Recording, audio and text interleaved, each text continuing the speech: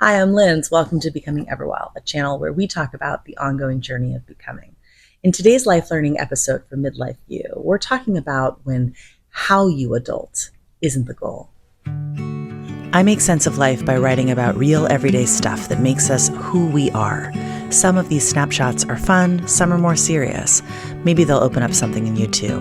Let's grow. Earlier this week, while driving downtown, I observed from my traffic jammed location a family of geese, 2 adults and 6 goslings, make a treacherous roadside outing through a busy, messy intersection that was under construction. Curbside, the 8 of them waddled around a blind turn. I feared that an unsuspecting driver might not see them and brush by them too closely. I also feared that these geese were oblivious to the intersection's danger and that those goslings might waddle directly into the unforgiving traffic.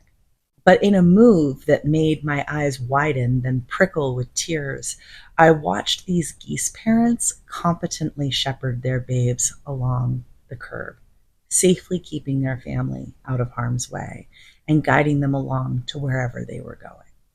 I was stunned. The goose family strikes me as relevant for a few reasons. First, I'm starting to wonder if Canada geese are perpetually teachers in disguise for me. I don't know if you've yet seen my video on the goose called Pickle Joe. Also, there's nothing like seeing a gaggle of baby anythings to uplift one's spirit. But most notably for me is the reminder that there are many right ways to do life. Likewise, success looks like a lot of different things. Had I been that goose mama, I for sure would have chosen a different travel route for my family. But these geese chose their own path, and they successfully navigated it. A while ago, before I had parenting experience of my own, a friend with a newborn told me how her parenting choices differed from her husband's. She lightheartedly giggled about some of his anecdotal inefficiencies and wasteful mess-making decisions. Bath time, for instance. Too much running water, too many towels, too much evidence left in the tub. In lots of little ways, her how-to approach to parenting a newborn differed from his, and it frustrated her at times. But I remember her also saying, but at the end of the day, we have the same goal, that the baby is safe, healthy, and loved. So it's all good if he doesn't do it my way. Her perspective impressed me. First, being able to confidently articulate their shared goal, then by being able to see and value their shared goal without getting nitpicky, bogged down, or thrown off by how they each approached that goal. Her words struck me as wise and have stuck with me. So let's shift this logic into our individual selves. Let's think about life goals. Let's think about your big adulthood aim. For a moment, I invite you to ignore entirely the how-to part of adulting. Ignore how you are or aren't living. Ignore what's right or wrong, best or worst, popular or unpopular, expected or unexpected.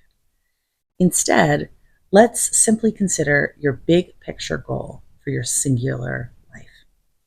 When it comes to your personhood and well-being, as you look forward from here, what's your goal for yourself? And I'm not talking about goals pertaining to stuff or experiences or achievements or appearance or finding anything. Rather, I'm referring to a feeling within yourself. What do you want to feel within your body, mind, and spirit as you move through adulthood on the daily? Is it like my friend's desire to feel safe, healthy, and to feel love? Or is it something else? Personally, my big picture adulthood goal is to feel fulfilled. For me, that means knowing that my efforts and devotions throughout a given day, the choices I make, the work I do, the relationships I nurture, the communities I inhabit, and the caregiving I give are valuable, meaningful, purposeful, and ultimately enlivening for me every day. Call it selfish, call it greedy, I call it authentic purpose. And there's no grand finish line for this big adulthood goal, no roaring cheers or trophies as I embody this goal. Rather, it's through regular check-ins with my gut that I know if I am living my goal. And when I am, It feels like peaceful gratitude. So what about you, my friend? What's your big picture adulthood goal? Is it already known to you? Or do you need to spend some time reflecting on it? I wonder if those geese parents had a goal.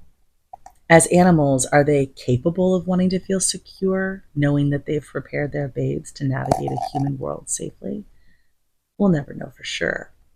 But it certainly seemed like they were operating with a shared big picture goal. How you adult is really no one's business but your own. But if your big picture adulthood aim is clear to you, and if you're allowing that goal to guide your journey like the geese showed us, there are plenty of right ways to waddle your way through all the intersections of this life. Thanks for being here. I'm Lindsay Hurdy. You can find me on my website, lindsayhurdy.com, or you can go to my Substack, which is where all these essays that I read here on YouTube are first published a few months before I read them here. So if you want early access, go to my Substack. It's lindsayhurdy.substack.com, and you can even support my writing by becoming a paid subscriber, or you can be a free subscriber. I love you all. Here in YouTube, I am just so grateful for your viewership, your likes, your subscribes, and for sharing this with anybody who you think would learn something from it too. I'll see you next time. Be sure to like and subscribe and click that bell to get alerts for new posts. I'd be ever grateful.